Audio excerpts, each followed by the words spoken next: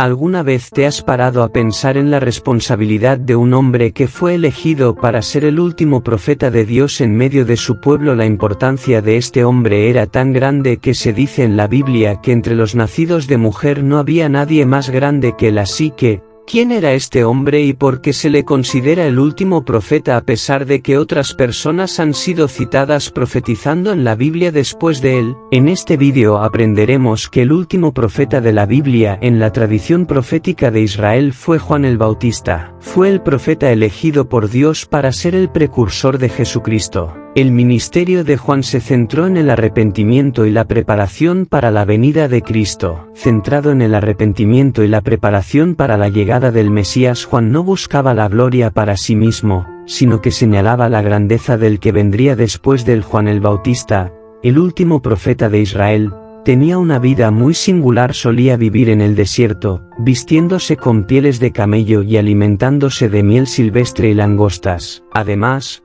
Juan llegó a ser conocido como el Bautista precisamente porque bautizaba a las personas arrepentidas como símbolo de la purificación de los pecados, y sabemos que aunque el Señor Jesucristo nunca pecó, Juan el Bautista también fue el responsable de bautizarlo en un evento que básicamente marcó el comienzo de su vida. Fue Juan el Bautista, como último profeta, quien presentó a Jesucristo como el Cordero de Dios que quita el pecado del mundo. Pero, ¿por qué Juan el Bautista fue el último profeta? En realidad, para hablar de Juan el Bautista como el último profeta, primero es importante considerar el contexto más amplio del ministerio profético en la historia bíblica. Curiosamente, la primera profecía registrada en la Biblia fue pronunciada por Dios mismo. Fue Dios quien anunció por primera vez la llegada de un Redentor capaz de resolver el problema del pecado en el capítulo 3 y versículo 15 del Génesis. Revelación. Dios escogió, dio poder y usó a ciertas personas como sus agentes,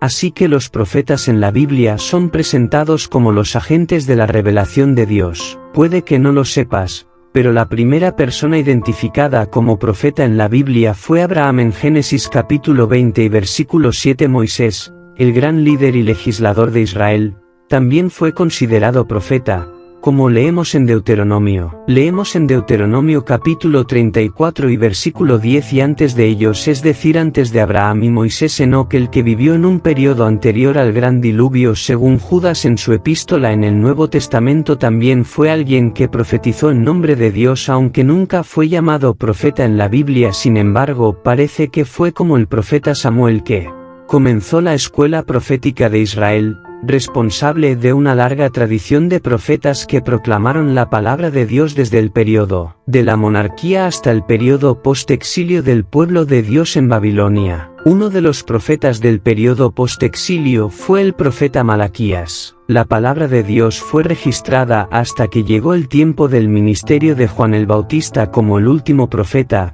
llevando la tradición profética de Israel a su fin. Y la prueba de que Juan el Bautista llevó la escuela profética de Israel a su fin fue dada por el mismo Señor Jesucristo. Como leemos en Lucas capítulo 16 versículo 16, fue Jesús quien dijo que la ley y los profetas duraron hasta Juan, y desde entonces se anuncia el reino de Dios. Teniendo en cuenta todo esto, podemos entender que Juan el Bautista vivió en el umbral de la nueva alianza y fue el puente entre las profecías mesiánicas del Antiguo Testamento y el cumplimiento de esas profecías en Jesucristo. Esto también está en consonancia con lo que el autor de la carta a los Hebreos escribió en el primer capítulo de su epístola, cuando explicó que en el pasado Dios había hablado muchas veces y de muchas maneras por medio de los profetas, pero ahora había llegado el momento de que Dios hablara a los hombres por medio de su Hijo, por lo que entendemos que Jesucristo es la revelación final de Dios a nosotros, y tiene todo el sentido saber que el último profeta fue precisamente el que preparó el